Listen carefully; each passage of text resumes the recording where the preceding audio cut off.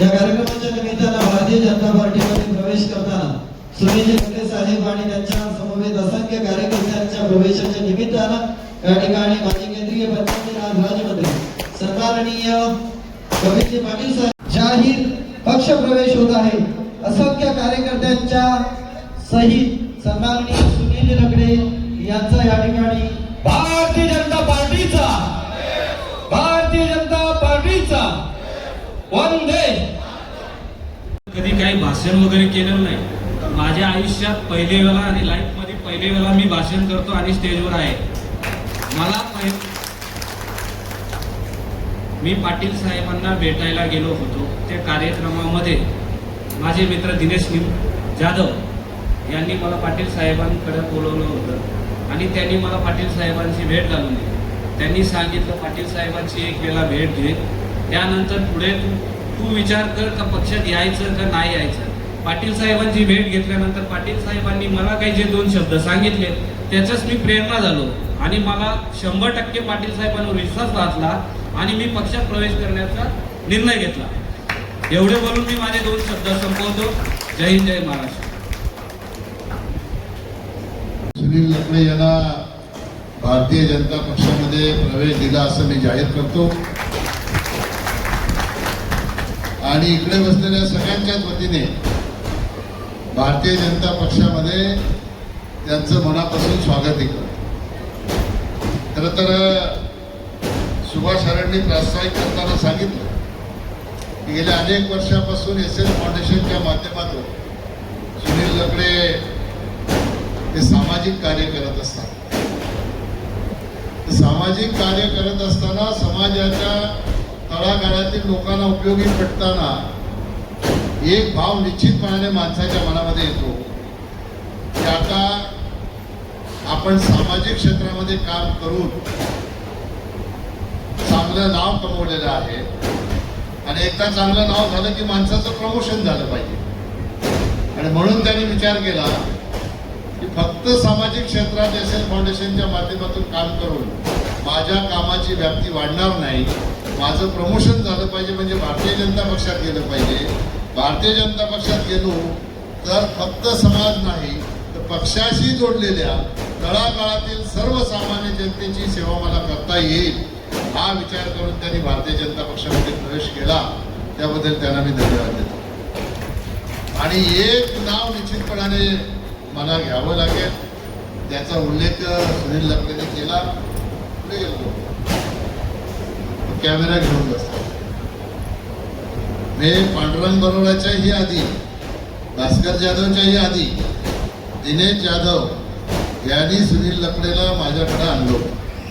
हे बऱ्याच महिन्यापूर्वीची गोष्ट आहे आणि मी त्याला सूचना केली पांडुरंगला भेटून घे, भास्करला भेटून घे, सगळ्यांशी चर्चा कर, सुभाषला भेट। सगळ्यांशी चर्चा केल्यानंतर आपण पक्ष प्रवेशाचा विचार करून पक्ष प्रवेश करून आणि म्हणून दिनेश जाधव याला मी धन्यवाद देतो। मुरबाड विधानसभेत कल्याणला राहत असला तरी शहापूरकडेही त्याचं लक्ष आहे। भारतीय जनता पक्ष कसा वाढेल याच्यासाठी तो सतत प्रयत्न करत असतो व आपल्या सगळ्यांच्या वतीने त्याचेही मी कौतुक करतो। खरं या ठिकाणी सुनील लकडे भाषण करत असताना पांडुरंग मला सांगत होता की पहिलंच भाषण आहे। सुनील कसं असते बघ, काही लोक असे असतात राबवून घेतात, काम करून घेतात आणि बोलू देत नाही। का बोलू देत नाही? कारण त्यांना तुझं केलेलं काम जे आहे ते त्यांचं म्हणून सांगायचं असतं। भारतीय जनता पार्टी अशी पार्टी आहे ही काम तू येऊन करशील तेव्हा करशील, पण सगळ्यात आधी तू जे काम करणार आहे ते तू लोकांना सांगितलं पाहिजे म्हणून तुला पहिल्यांदा बोलायला शिकवण्याचं काम भारतीय जनता आणि म्हणून भारतीय जनता पक्षाच्या माध्यमातून आपण जेव्हा कार्य कराल तेव्हा पुढच्या वेळेला तुम्हाला या गर्दीची भीती वाटणार नाही। तुम्ही बिनधास्तपणाने दुसरं भाषण कराल तेव्हा कोणाला असं वाटेल की हा खूप जुना कार्यकर्ता आहे, पट्टीचा वक्ता आहे। अशा प्रकारची तयारी निश्चितपणाने सुनील लकडेची भारतीय जनता पक्षामध्ये होईल असा विश्वास मला। खरं तर भारतीय जनता पार्टी निवडण्याची सगळीच कारणं आपल्या सगळ्या सहकाऱ्यांनी सांगितलं। पश्चिम बंगालचा उल्लेख झाला. खरं तर आपण सगळ्यांनीच आज देशाचे प्रधानमंत्री नरेंद्र मोदी, आपले राष्ट्रीय अध्यक्ष नितीन नवीनजी यांच्या अभिनंदनाचा ठराव आज करूया. कारण मी प्रत्यक्ष पश्चिम बंगाल अनुभवलेला. मी मंत्री असताना 15 दिवसातनं 2 दिवस पश्चिम बंगालच्या 6 लोकसभेमध्ये मी जात होतो. 2 दिवस मुक्काम करायला लागला. तिथली परिस्थिती अतिशय वाईट होती. म्हणून माझी काल एका टीव्ही चॅनलला तुम्ही मुलाखत बघितली असेल. मी सांगितलं हा विजय भारतीय जनता पक्षासाठी महत्वाचा आहेच, हा मोदींसाठीही महत्वाचा आहे. कारण कालचा जो भारतीय जनता पक्षाचा विजय आहे हा देशासाठी त्याच्यापेक्षा जास्त महत्वाचा आहे. तर एवढी दहशत. आता तुम्ही आपण इथं सभा घेतली. कशी सभा घेतली? समोर 500-600 लोक बसले. ती सभा झाली. पण मी जायचो पश्चिम बंगालला. सभा कशी असायची माहिती आहे? माझ्याबरोबर एक 3-4 गाड्या असायच्या. तर 3-4 गाड्यांमध्ये आम्ही सभेला गेलो. समजा आपण शहापूरला वैश्यवाणी समाजामध्ये सभा ठरली. मी पहिल्या सभेला गेलो आणि बसलो स्टेजवर. तर माझ्याजवळ 7-8 लोक बसले होते. तेवढे पुढे फक्त खुर्च्या होत्या, 10-12 खुर्च्या होत्या. आणि ह्याच्यातले 5-6 लोक जाऊन त्या खुर्च्यांवर बसले. मैं बोले अरे ऐसा कैसे सभा होगा? तर ते इधर सभा ऐसे ही होता है. बरं पब्लिक किधर आहे? त्यांनी काय दाखवलं असेल मला? आपले ते जुने भोंगे नाही का स्पीकरचे, लांबवाले भोंगे, ते जिकडे तिकडे लावलेले असे दाखवले. ये पब्लिक है. बोले ये कसं काय पब्लिक? तो इधर कोई मीटिंग में आएगा ना तो उसको दूसरे दिन घर में घुस के मारेंगे. इसलिए मीटिंग में कोई आता नहीं. सब लोग भारतीय जनता पार्टी की सभा ऐसे ही सुनते हैं. हे किती दहशत असेल. ममता बॅनर्जी आता जिथून हरली भवानीपूरमधून, ती लोकसभाही माझ्याकडे होती. आणि जेव्हा त्यांच्या घराजवळच्या हॉलमध्ये बैठकीला मी जायचो तर लिटरली त्यांचे कार्यकर्ते येऊन रेकॉर्डिंग करायचे आपली सभा. अशा दहशतीच्या वातावरणात पश्चिम बंगालमध्ये लोक जीवन जगत होते. आणि आपल्याकडे राहणारे काही नेते, काही युपीचे नेते जे विरोधी पक्षात आघाडीमध्ये काम करतात, ते नेते ममता दिदींचं कौतुक करत होते. आणि आतापर्यंत त्यांना असं वाटतं की त्यांची सत्ता आहे. तिकडे काय चालू होतं हे आपल्याला सगळ्यांना माहीत आहे. खऱ्या अर्थाने भारताच्या मुख्य धारेमध्ये पश्चिम बंगालला आणण्याचं काम मोदीजींच्या नेतृत्वात पश्चिम बंगालच्या जनतेने केलं. आणि पश्चिम बंगालच्या जनतेला धन्यवाद दिले. आता येता येता पांडुरंग राम सांगत होता, याच्या हॉटेलमध्ये पश्चिम बंगालचे कारागीर काम करतात. मतदान करायला गेले पश्चिम बंगाल, नाही गेलो तर तिकडे आमच्या लोकांना मारतील. किती दहशत. मतदानासाठी इथून गेले आणि पुन्हा सांगून गेले ममता दिदीला मतदान करणार. आता राम बोलतो परत आले की यांना ठेवणारच नाही.